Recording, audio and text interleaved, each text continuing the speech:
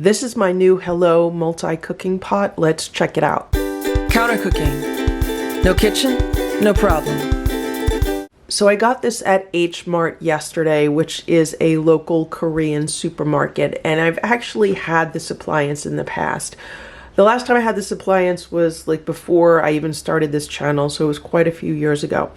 And I ended up getting rid of it because the glass lid that you see here just completely shattered, and I was like, I don't know how safe this appliance is, so I got rid of it. The reason why I purchased it again is because I've been a little bit under the weather for the past few days. I had like a sore throat, which then turned into like a sinus infection, along with a low fever and just a lot of fatigue and a little bit of aches and pains. So I've really been craving soup, and I love homemade soup. Like, it's so much better than any kind of store-bought soup. So I've really been missing a stainless steel hot pot. Like I said, I had this one in the past. I also had a similar stainless steel multi-cooking pot, also from the Hello brand, and that one just ended up dying on me out of nowhere.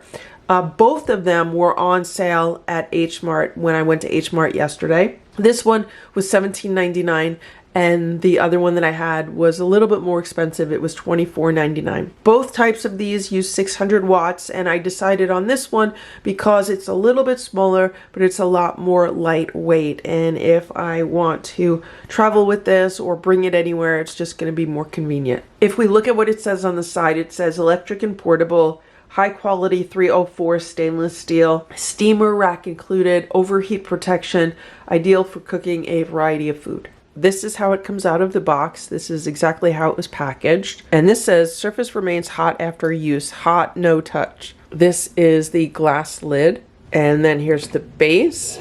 And this is the steamer rack. So I guess this is where I got the steamer rack from, because I still have one of these, so that explains where I got this from. I thought maybe I'd purchased this somewhere, but it actually came in this appliance. So the pot fits right on the base, and then over here on the dial it says on, and then it goes all the way up to noodle, and then it goes to water. And noodle and water are almost right next to each other. I don't know what the difference is. I guess I should read the manual. According to the manual, when the temperature switch is turned to the water position, the product is energized, the indicator light is on, and product is heating. It says the product can't power off automatically. If the temperature switch is turned to the noodle position, product will start heating and will power off automatically if it reaches a certain temperature for noodles. If the water in the cooker is boiling and it is switched to noodle, the product will power off and the indicator light will turn off. Later on, when the water cools down to a certain point, the product will restart and will heat automatically. So that is interesting. So if I put it all the way on water, it'll just continually boil. But if I put it on noodle, it'll bring it to a boil and then reduce the heat, and then bring it to a boil and reduce the heat. So I guess that'll help just to keep it on a simmer. So what I'm going to do is I'm going to wash this, and I have about a pint of hot and sour soup left from the local Chinese restaurant. I ordered takeout yesterday, and this is what I want to heat up in here. So that's how I'm going to just test it out, just to see how well it's working. I'm basically just heating up some leftover soup. Okay, so I changed my mind, and what I'm actually going to do is boil some water in this pot first. The reason why is because I'm getting a strong chemical smell from this appliance, and I'm not sure if it's coming from the plastic base or where it's coming from. So I'm just going to boil some water, and hopefully there's no like chemical residue on the stainless steel or anything. I mean, I don't even know if that's a possibility, but let's just see how it works. Boiling water, and then after I pour out the water, then I'm gonna heat up my soup.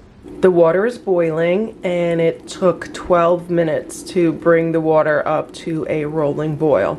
So I don't think that's too bad considering this is 600 watts. My kettle has more than double that amount of watts, and it'll obviously heat the water faster. But for 600 watts, I don't think that's too bad. The other thing that I really like about this appliance, other than the fact that it's stainless steel, is this nice handle. It's really easy to pick this up and carry it, and it's really sturdy. I just dumped out the water and rinsed out the inside, and now I'm going to add my soup. And there are minimum and maximum lines here on the side, so this pint of soup brings us right to the minimum line. So I guess the minimum is 2 cups of water, and then the maximum is probably a quart, which would be 4 cups.